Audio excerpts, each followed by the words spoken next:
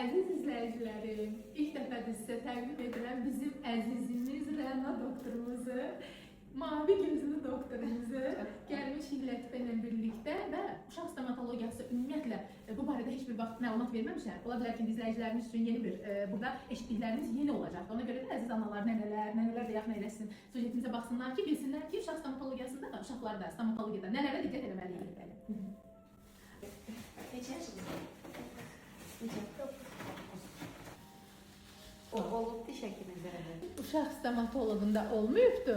Böyüklər üçün özümüz getdiyimiz stomatoloqlarda müayinələr olunubdu. Amma müalicə hələ heç bir halda olmayıb. Belə bizdə müalicə olsun. Qorxursan? Yox. Ulduzdur da, ulduz.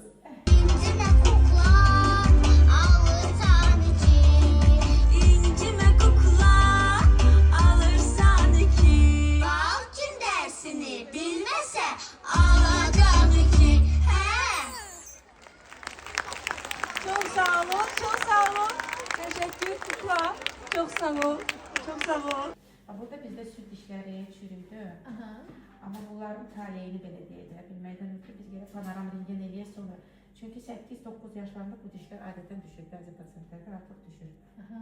Ona görə onların köklərinə baxmaq lazımdır.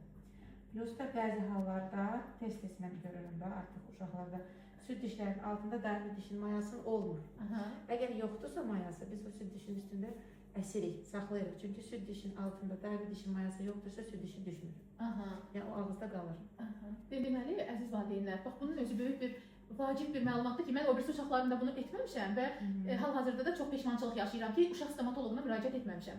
Amma Lətifədə artıq gec də olsa, gözüm ayılıbdır. Uşaq stomatoloquna getmək ona görə vacibdir ki, o hər bir hansı yaşda hansı dişlərin necə formalaşdığını digərlərindən daha çox bilir. Böyük ağzı dişlərimiz çıxıb da. Bunlar 6 yaşda çıxırlar. Aha.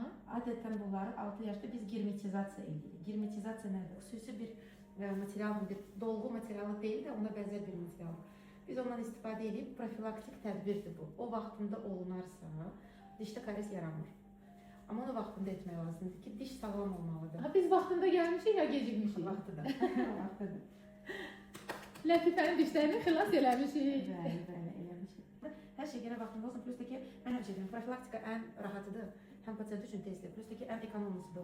Yəni ki, dişi gecikdirib də onu müalicə etmək daha ağır olur pasiyent üçün. Həm maddi cəhətdən, həm də həm digər çünki cəhətdən. vaxtında olunan müdaxilələr həmişə yüngül olur. Ümumiyyətlə hər 6 aydan bir pasiyentlər gəlir müayinədən keçsinlər. Doktor, pasiyentlər deyəndə siz, yəni ki, kiçik xanımları və bəyləri nəzərdə tutursunuz.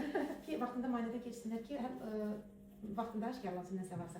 Yoxsa ki, profilaktik tədbirlər vaxtında olunarsa, çox ağırlaşmaların qarşısını ala bilərik biz vaxtında. Bəli. Bu diş adenoimmün dişdir də, bunun eyni dişidir. Yuxarıda dəyişib artıq. Yuxarıda dəyişibsə, o deməkdir ki, aşağıda da artıq dəyişməyə doğru gedir. Ona görə panoram rengensiz bir müdaxilə etmək də düzgün deyil. Düzgün diaqnoz qoymaq üçün rengen lazımdır. O ki, qaldı daimi dişlərə, biz onlara indi girmetik çəkərik. Orayaq ki, karislər yaranmasın. Yaxşı, lütfən. Belə dişləri yaxşıdır, yaşına görə. Bir də bağlar. Salam, salam. Onların uşaq stomatoloquna aparmamışam. Ona görə də onların dişlərində nə kestepoloji, nə müdaxilələr elədik, yenə də istədiyimiz nəticə olmadı. Amma şükür ki, axır ki, Lətifədə ayrılmışam, gecə olsa. Gecə olsun, gecə olsun. Bir Lətifənin dişlərinin qarşısına qaldım, məhz diş etara. Məhz uşaq stomatoloquna, əziz valideynlər, mütləq uşaq stomatoloquna müraciət edir. Demək, nə gözəl.